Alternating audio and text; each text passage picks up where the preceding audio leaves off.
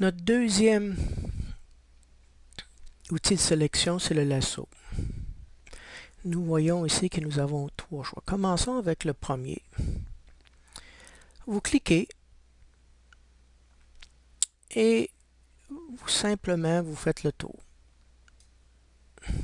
Et c'est fait. Les options sont les mêmes qu'on avait avec l'outil rectangulaire ou elliptique. Le deuxième, nous allons faire désélectionner. Le deuxième, c'est le lasso polygonal.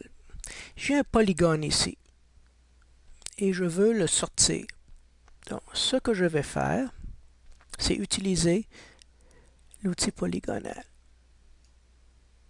Je clique. 1, 2, 3, 4. Et le tour est joué. 1, 2, 3, 4. Et nous avons notre sélection polygonale. Le dernier est intéressant. Parce que le dernier, ça s'appelle le lasso magnétique. Vous voyez ici qu'il y a un contraste entre le lampadaire et l'arrière. On a ici trois nouvelles choses. Largeur, contraste, fréquence. Largeur, c'est la largeur des pixels que l'outil va considérer pour faire son rebord.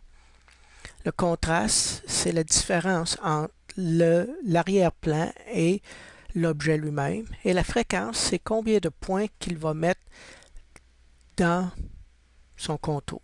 Donc, commençons. On clique à côté. Et on voit que les contours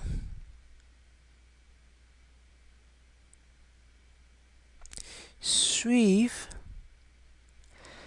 les contours de l'objet avec le contraste.